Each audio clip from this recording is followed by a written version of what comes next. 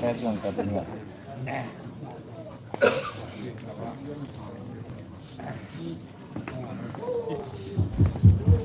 Vale, o chairman le kan MPF way tu tele zanina helai kan tu le la ngai ka tu la local zong zong te ama saberin si bai kan bu bu cheu ani ya he zana hian hun thatam mai kan ne lo hon ka ti le a kan taksa te sao de to a min lo kia thiam na sen te po aom angai an ti kan ring hasa a masabeli kan soi du chu dam pamial mi te kum sang ti le som le pariat November tha to pa kan in tha ta chuan MLF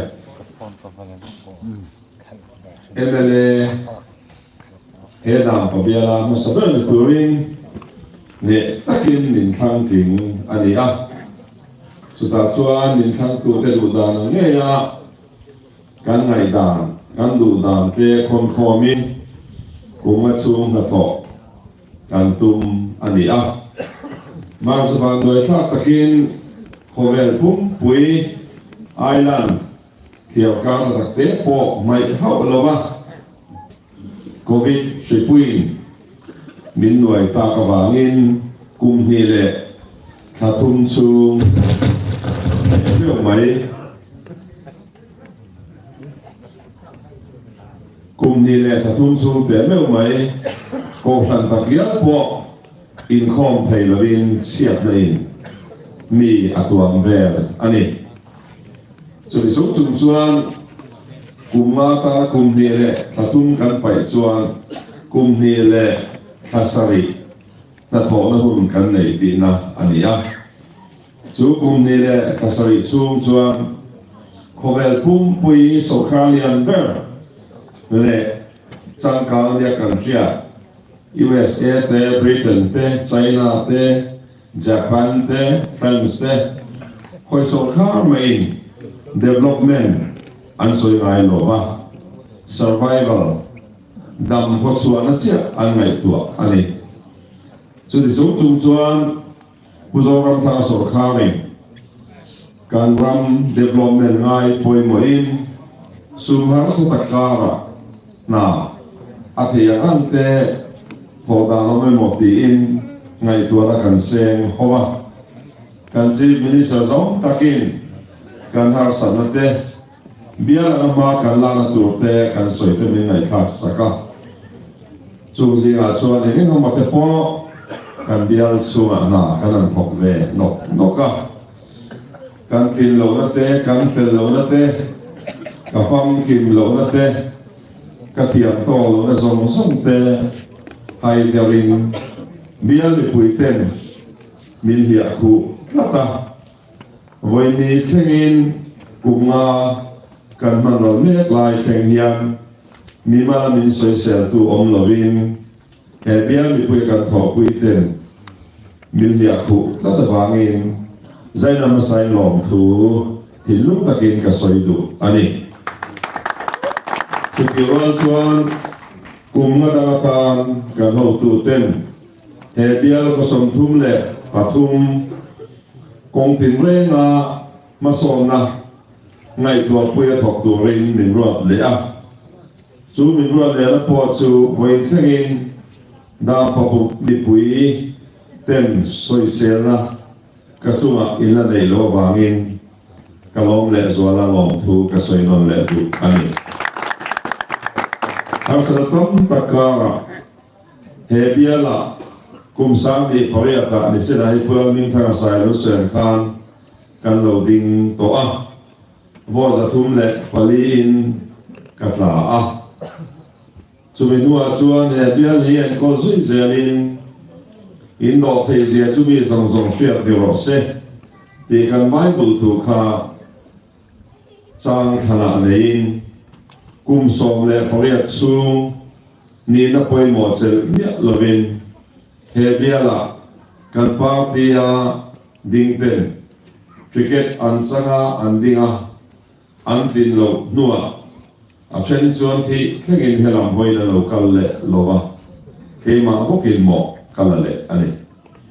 chutiang chuan a nuwa na satakin nam pa bial a kan pa ruai tu ten cricket central min bei pui line kan thing lo ani ange kan ho tu ten kan ai anom thanga thatakin kan tho pui le maya an tin lo result suwa nuwa moin thengin an mel alang le lova chudi chung chuan opposition ni in kain ko zui zel ani chunga chuan chapo thui zan ka soi lova dam lo tam tak kan kana mi thi tam tak kan lo William pui to a tran pui ngai kan the chin china kan lo tran pui to trin ani he dia la hian ni sia pulang ning thang soya ke hi bial pon la mi deuh hian min han da dewa pai leng lam hi kan dia kan nga kho ma zai pathum mot man le ya bial pon lam mi deuh min han da poi kan ni sia bi lo ka soi ngai lo ba ka nu hi ka mun kho suwa ani a ka pi le ka pui ka mun kho suwa pik ta ani ram wai chung zong khan ka muna hian kanom nge ani a chutiang chuan kan lo ko support thin ani kan piana tak choi zol ani a chutiang chuan da pabiala hian kan thi se hi om le tho ani di the po kan information ata kan soitel du po ani oli chutiang chuan in no thei zia mi zong zong chia university ka kan kal pui ve no a ma nei tha kan ti dong nge sang ni paveta so paveta than ti kan lo ni a kalpung an lo nei thin te mi pui an du lo ni ti hria in an bial sunga kan vc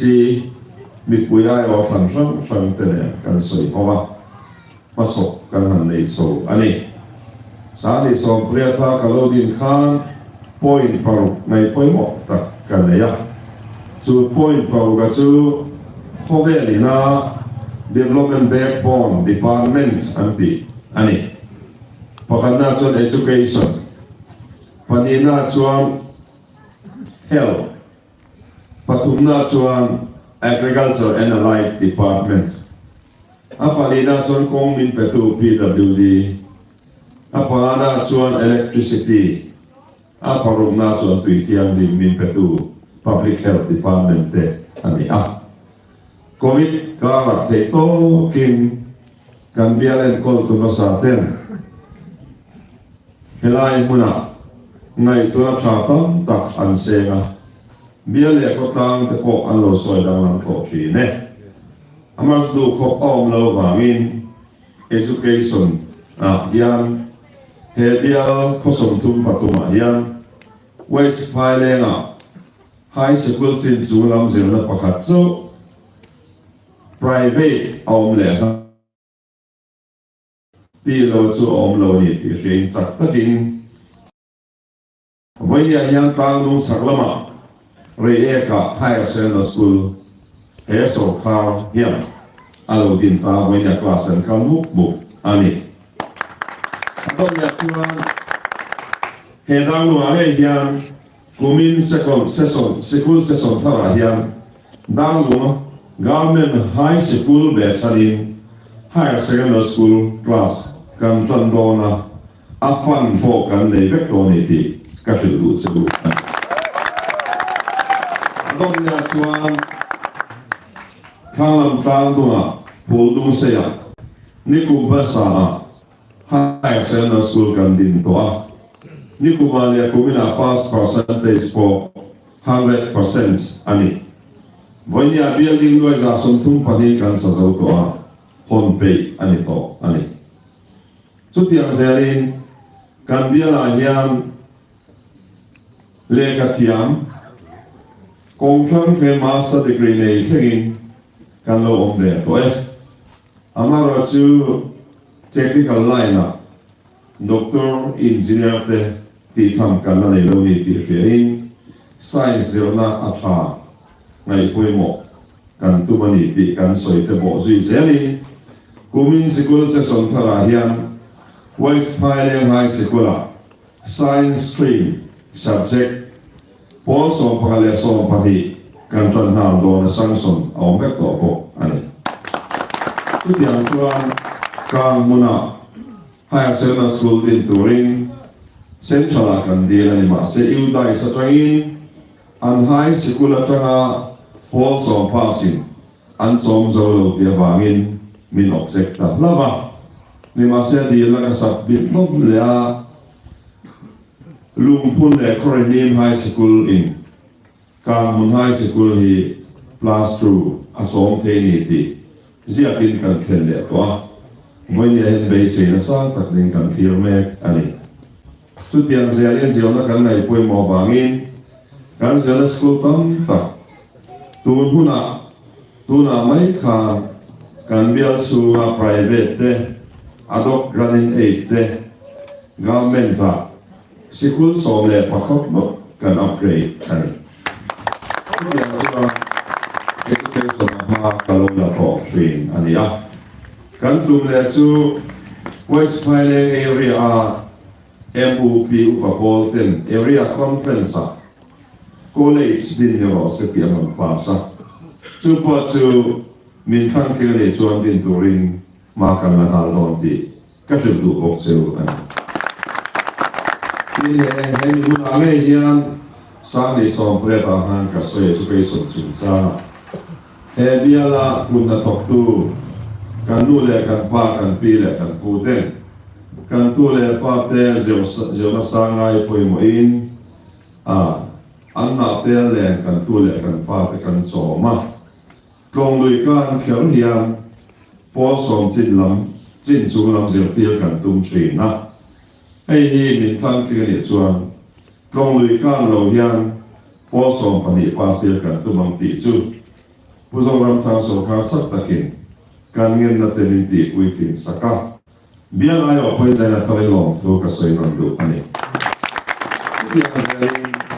po som pani chu nilawin college sa depo. Din kan tum tadiala hen hi in midu sakna min than tin na ra chua alo ni zela ni ti ka hil non du bok cheu ani alo le chuan health chung cha na pamian mi pui hi health ta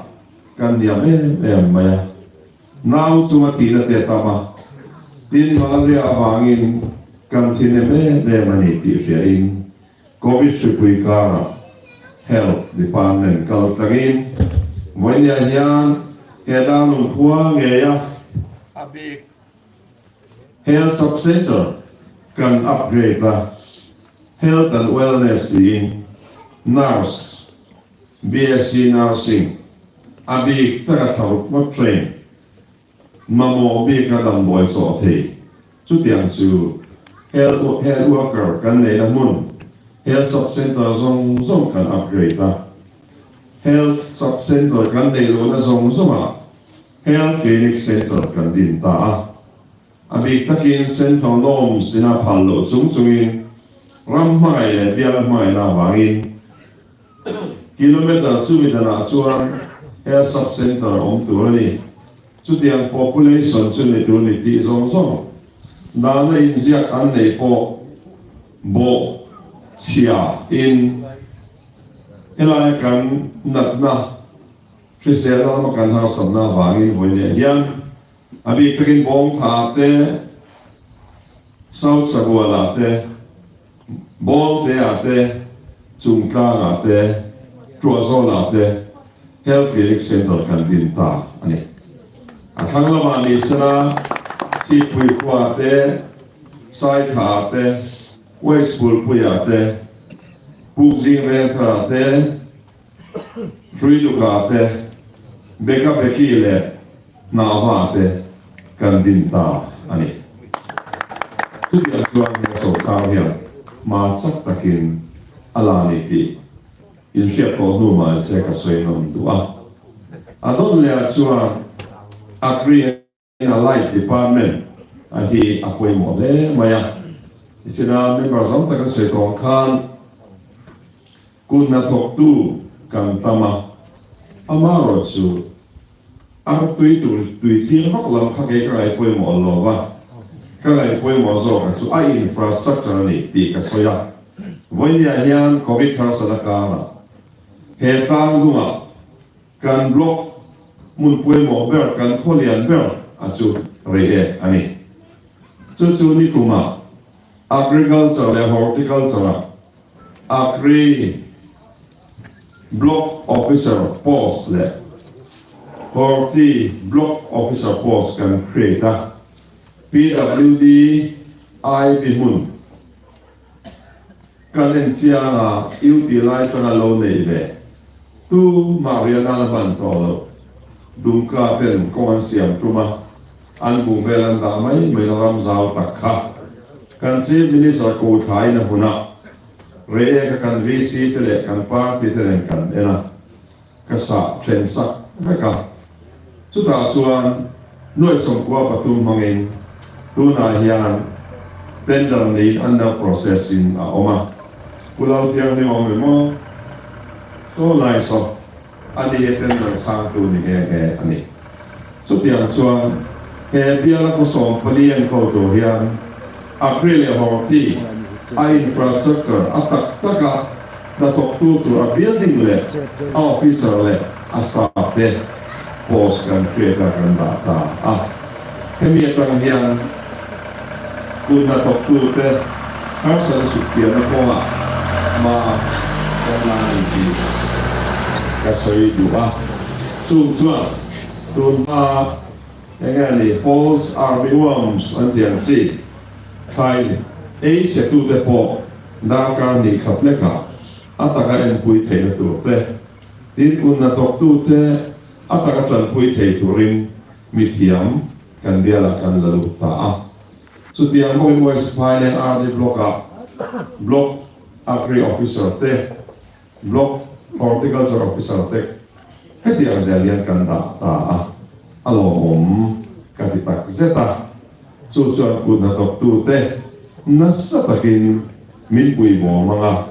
tran kan la so zer don ania amara chu van doi thak takin kan thil ti tum kan la ti pui tin thei lo sumin dai wa tin dai lo wangin a kholian deu da lu kang mun ri te khang suakin chu nga chuan elai saklang dunga ken kan soi ta kholian deu pathuma te hian kun na tu te tan tin fertilizer fair price of po din kan tuma a tu po kan thang fel po tu na chuan a pu mai lo in pu thei khoi thei nge ya he bial ma son lo na atara ti chang tu min tran kan la amaro chu kan hialo le kan mu lo lama tren covid na sa takin min data ka bangin kan ti nei te talowa ama chei hi kan ti ni chuan kan sun som zel don ani ti ka soi du chum phena chuan pulam ka soi ang khan ka ngai poi mo le amaya e nakila kan soi sun som zel la chuan kan soi le du chu hai mi agriculture link road kan ti ka ngai poi mo le ani ti ka soi du tu na hian Saskia Trainway sanga kan chief minister ni ke pakhat ma khoi pel he loving hotina a kholen danin notin chenway sanga ka central bek ani apsenin lingro leinan an ba ka khia chol ton dang ma hian chuan fil leinan mangin ka khia chutiang chuanin chungka la son volleyball ground leinan mga adang zo kosom tumle pakatian chuan lingro leinan an mang ani chu na to zo lo ti fe ni chila pumina soyan khan da le dum te en te a thai ka khia ei emele kan lo ni ve to kuma su kan fan hi aman da le dun aum mek ani chu chuan min phal saka ani poi min phal sak lo ni poi a committee a khena kan bial bi tan chuan JCB khang lam tang du a pani helam tang du a pani fana tang le ngai tu min ma kan la do ni ti ka tu ei khopila khang lam a po ka soi suak ka to a tin JCB ari sa le chi ni lawa ei zon na JCB lian chi hi kum tam tak pani ka lo nei ve to a kita chi avance po ka lo nei to bulldozer pani po ka lo nei to thin ani contractor kan ne wangin chu bang chuan a process ar salova VC teniden call sokin a diesel man tu repo mi mal romo zinka dakar ni khat lain apel laina dai mai JCB chuan tum sok te ni ti te kan su chuak to ani ti te kha voinia kan sei du a chu bang chuan kan ram thamna hun potential connectivity kha lei thatna hun entiran lui ruam phai ruam to po te tura kan siam apoi mo tak zet zet ani a hera hian kan nun na a omani ti hi kan ka siangin kan mo siang ani ti ka soidu ani aton le chuan in kalpona kong pui kan au pui ani a covid kala te to kan suwa voinia hian biang tina saskia loi zali kan ho tu pai min pe pek lain ke ro chuan khotina man a theilo ti pia in ai bo ku south sabwa kilometer som karu baka kang mun tu bolte kilometer som pamile point pakat siam nan kapia noi zani cheu min pe kina dai lawa noi saka zani somli som khale min pe a moi ne kong thata nei turin ma lak me kania kulai kan first installment mang zo to a ni min mai kan second installment release ani le to a chu chuan ai ko ana ka hi khatakin south sabwal a kholai to in ai to ber thengin black topping an su zo to ti ka ti ko se ni so mai lovin propoi sit war pui kong kilometer som sale pani ka vei le a than tin ka ni til khan na han ko mai ka tu ba poi sa lo in dai lo ti le na om lo ba har sa chuin he ta kan bial ko masaber tuazol in masaber tra in to theng chu tiang lul pui lim in masaber tra in to chum tlang chu tiang zelen west dung la trei chu lum hun ka hun le koridim te a ko chu zong sang ni som ko covid ma kan black to pek man ani voin thegin ala ta ko mai ama chu khua le khoin ka la ka ti ngai la om ta lo wa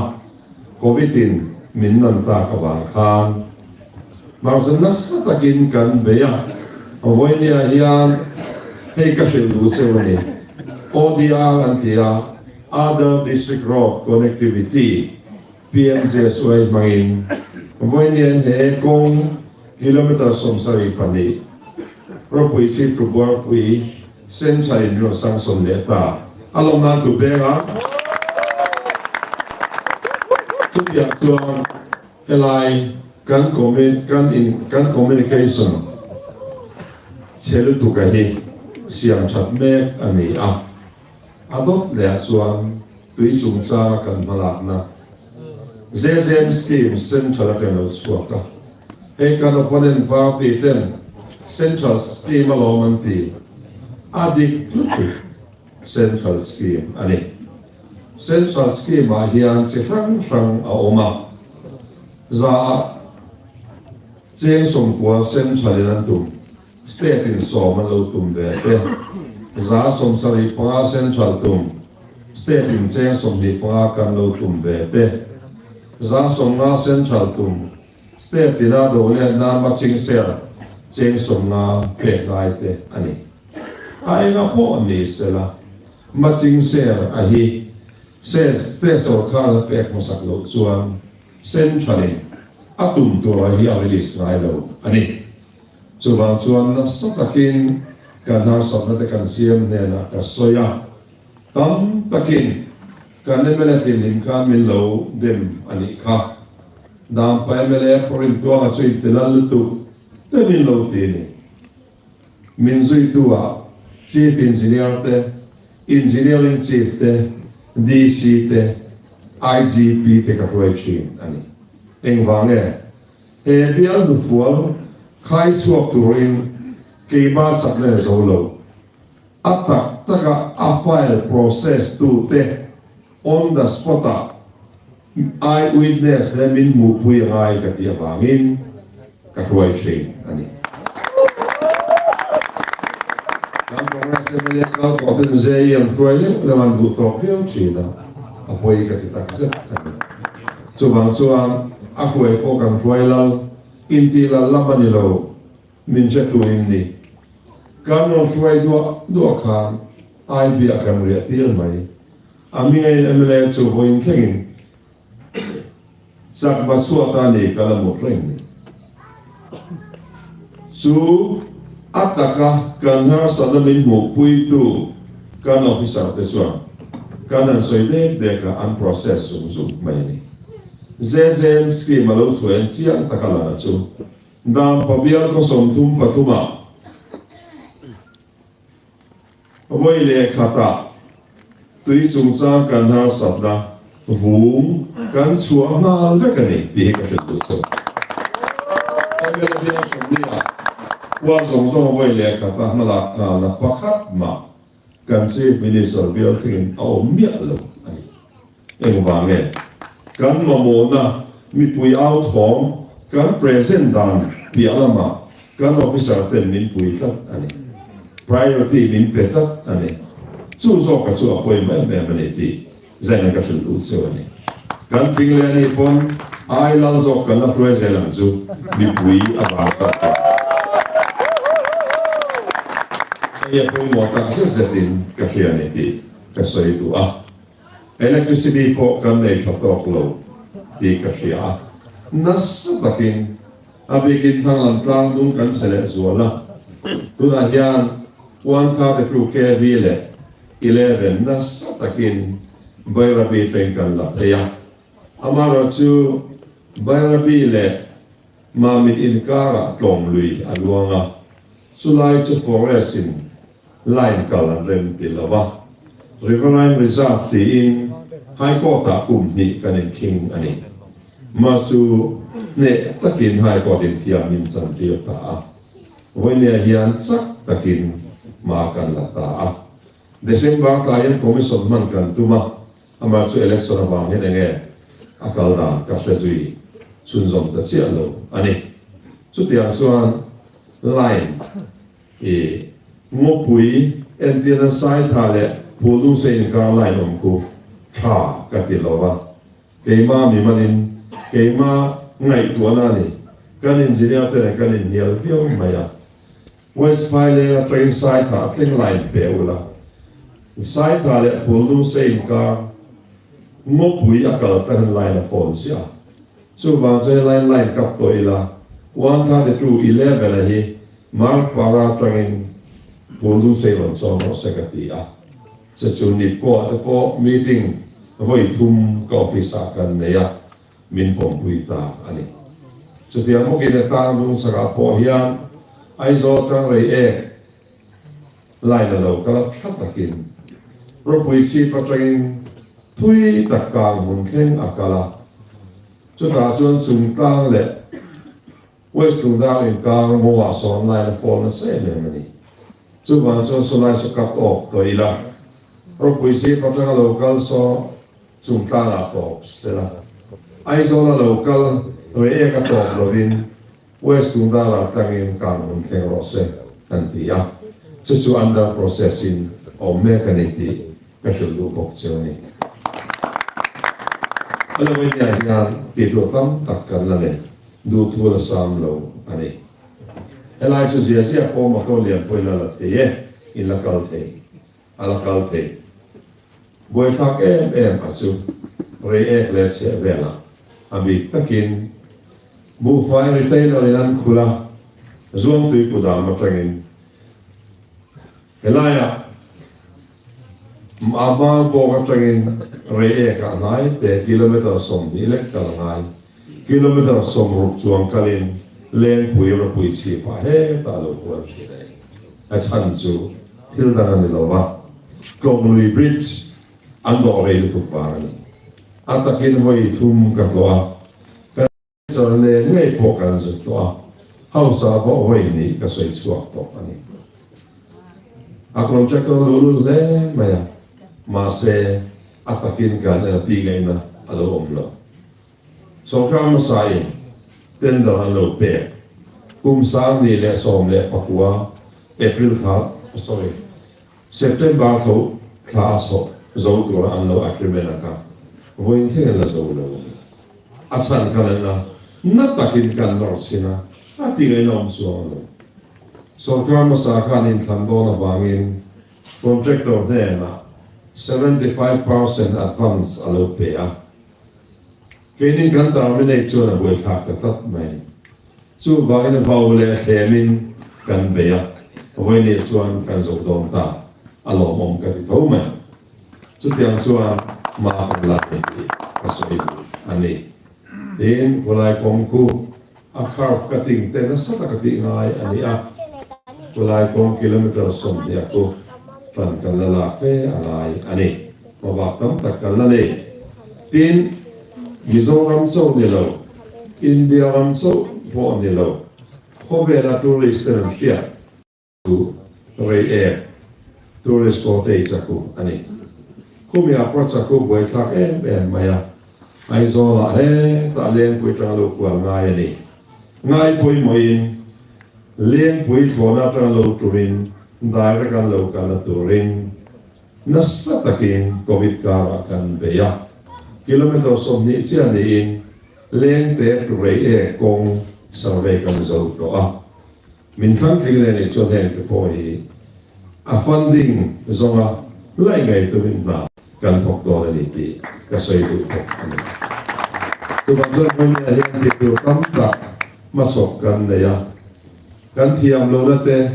kan kin lo na te kan fel lo na ka fam kim lo na te kum ma su min hai da ta sa sa tu tra min hai da le teu pathia za kum nga chung yan covid aum to em lo wanga vok pul fi leng to em lo wanga ramri boy aum to em lo wanga nasa zokin chak zokin he bial hi development azwana zo ve to chan la ka tum tak sa ta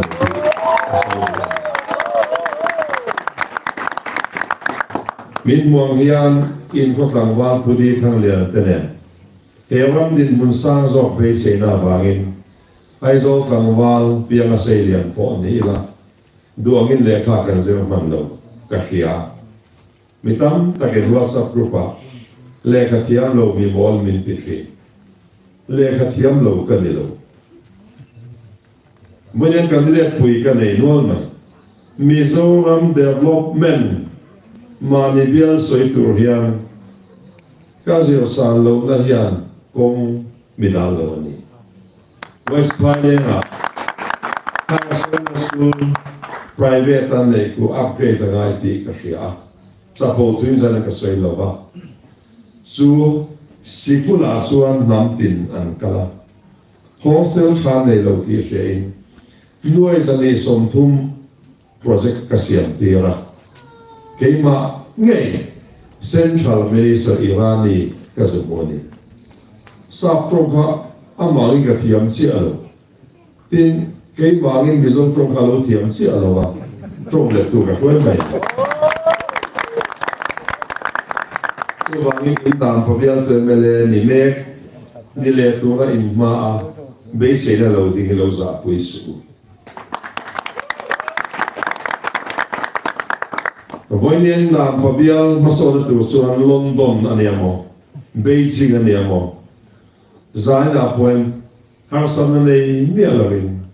kan mi puite wa ka kalonga mani ti ka Even chuan Chinese ania mo Japanese ania mo French ania mo national level negotiation in biak na an nei re an bula an ai thiam zo interpreter and da vek thina sa trong de ka shalo lo la de ko trong thiam man tu an tam lo tu ideology poi mo zo ka ni ti ko tu wang chuan khoi level ma hian kai za pui nai lo sa tu finga chuan thil ti thei lo in ngai thil ti thei lo ngai lo ti ani chu ba chuan he bia ta hian ka ting to ka tha to ka keima a confidence ka ne ni ti hi a poi mo ra lai chu ani mi ti da en to ni lo kan bia mi pui ti da ni poi mo ra lai ni ti chu ba when ya sport infrastructure thalai bi ka po na sa zo ka kal kan tuma chu mi a chun ka ti kan mang ka bu chel men me lo ti a wala tu ma zong in India government of India here MSDP multi-sectoral development plan project akal pui ani chu sorkar masakal to zong akan alo thok to che kadem le kal to te kadem lo mei thai in sakna sen to ka ani ngaya mei thai in an samai ani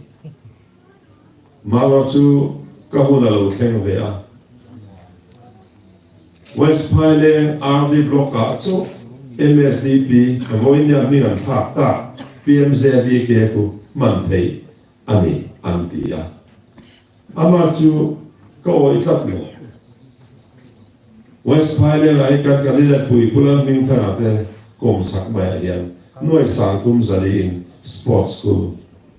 building ti rang le artificial turf field te kan hom vut ko chu fan vek chuan pukzinga basketball court le pavilion phulung se basketball le volleyball ground le pavilion chu tiang zele sai tha lalena parvatuya chi puya pailera tuna kwan an thok mu ama chu kanu adam thelo chief minister kapu helai kan PMJV ke hi hei agai dai ni ka en vea uluk takin helai kan interpretation hi ai nang lo nin ka hretata khomai government of India zot te ang kan dia kan sia mini PS in sa to mathiam boka ron ra ta chewotia anan ra ta central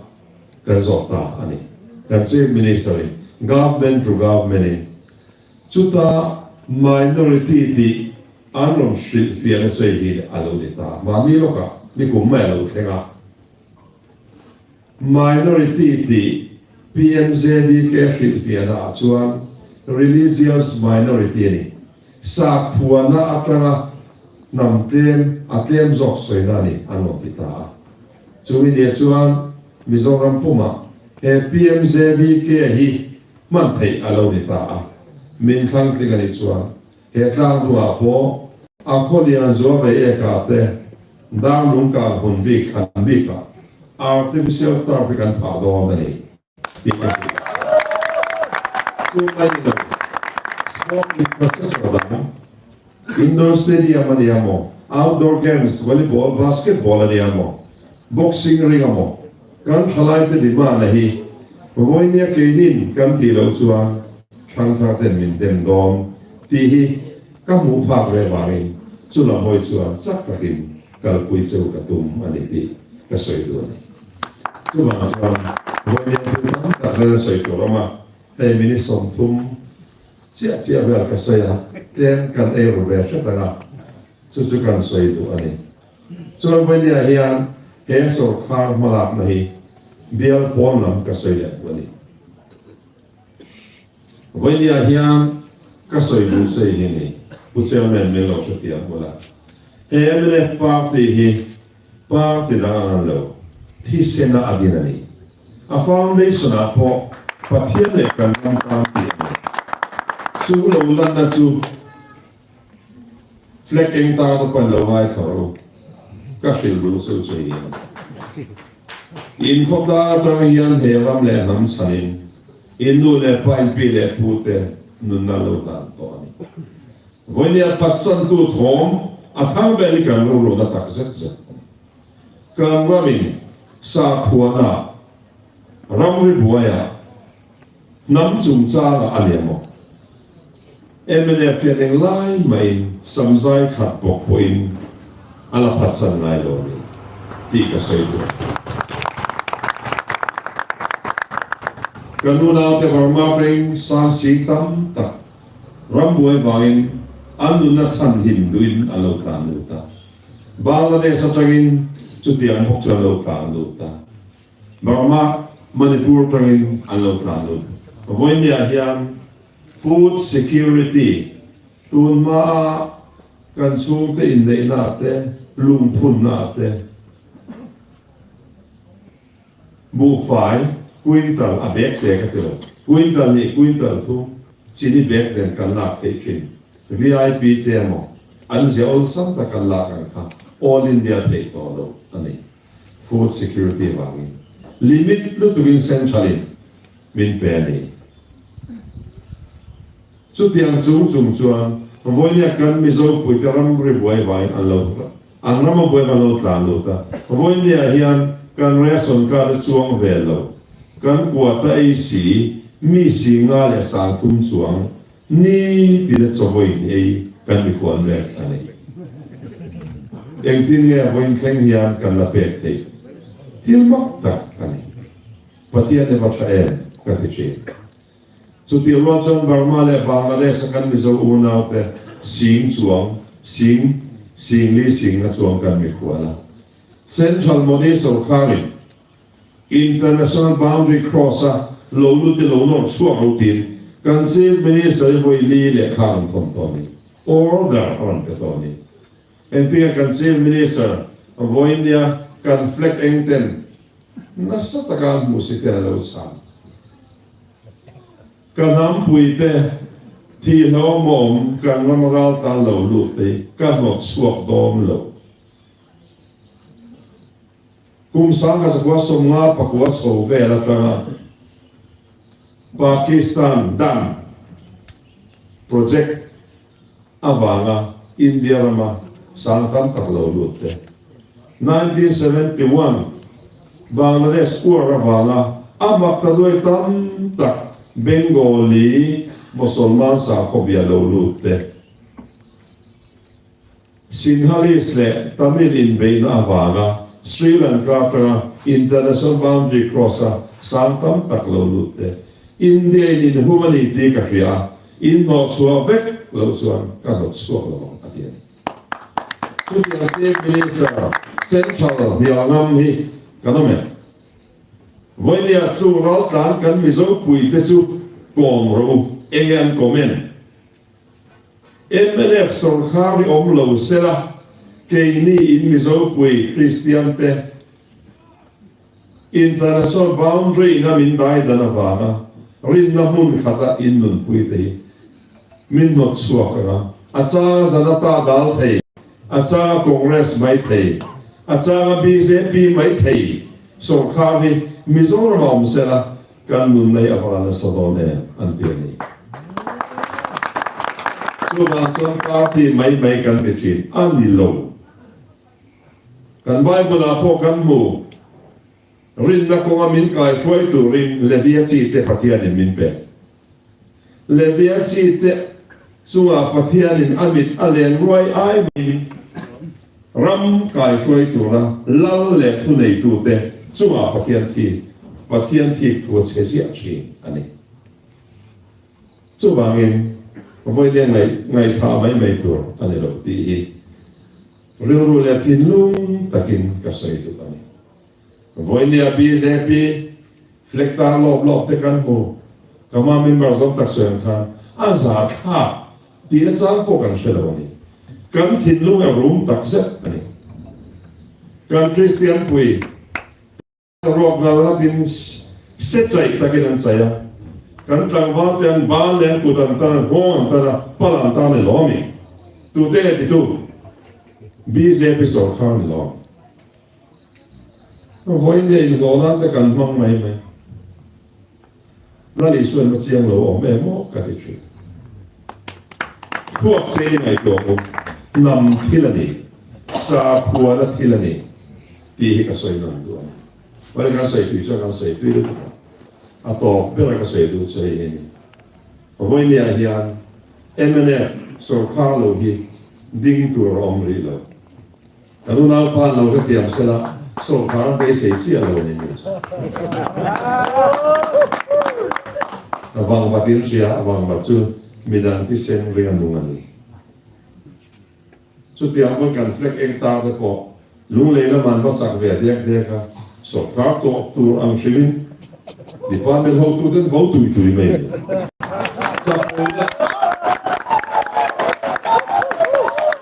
กันไว้เพื่อกันบูชาเนี่ยนุ่นตะกินกันเปียกเตปโลเอ็มโรทุกสิ่งแต่ขันเสียงตะกินปัจเจียนินเขาตักเซ็ตอดีตสุด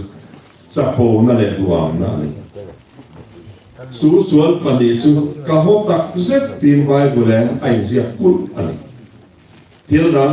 มูเทยคอยเทยสวนรูปสีนั่นเตะงอลเวสีนั่นเตะอุยเวสีนั่นเตะสวนก็อันนี้อามาจูทิลไปคอยคุยเราจูก็จูเกมพิการลูตาอันสิมาขดลานะโอนหัวโกฟันเท่งอันมันตากเสียอันนี้อันสิมทรีอันนี้มีลาลิสวมเบลหัวจวนอันสิมไม่ทรีมาเราจูจะโพเลหัวสิมอารมณ์เราจูจวนเชลมขดลาเบียลรำอาทิตย์เสร็จจวนวันนี้พอเช่นกันอินเดียลานะเกยจวนเกยรู้ที่เทียนใส่เทียนไม่ใส่แล้วฟังไอ้พวกเราไม่รู้ไอ้พวกเราอินมูดูส่วนอินเบียลตัวนี่แม่เราอินตัวใส่แล้วไอ้พวกเราอาจารย์สู้อินไอ้พวกเราบอกเราอินก็สมัยน่าสัตย์กินโพลเซนขัดเต็มทลาดเดิมมินเบนMLA กันนี่มาอากาดินมุนข้ามเชื่อมันเองเกยสมนะcontractor นะ contractor class 1กุมสมทุมสวงกันนี่อ่ะ bulldozer ปนิกันเลย JCB ปนิกันเลยฮิตาชิกันเลย Tipper ปนิกันเลย Forza 7กันเลย Gypsy เลขาเลย Bike กันเลย Vector นี่ก็ MLA นี่มาค่ะ MLA อินซาร์กโลเดียถ้าเพียงวิเลยอันนอกโตอาลูกตัวพวกกษัตริย์ไม่มีกษัตริย์อินสักนั่นสุดอินมีทันทินได้ด้วยเบียร์ลิงอัดวันส์กาลาโบกาการอัดวันส์ด้วยสองกาลาโบกากษัตริย์ไม่มีการโคชันการพาสเตอร์เรเวนด็อกเตอร์พาสูงวินปฏิญาณสมนักการโดนทีมิตุยตัดส่วนลงทุกันสวยเลยเอเร่เอ็นเทนนิสวชิก็สวยจริงแค่ไหนตัวเราเนี่ยเบียนดูเตวอินMLAอินทันทินส่วนรูปไม่กัดที่เราเทลินที่สักอาวานะมีดังอินะส่วนอันมุทัยเจเนยคบเจเนยคำลองทุกส่วนน้ามินเป็กอินตัวมันคนก็ละนายระวังกับที่สองกันนะครับ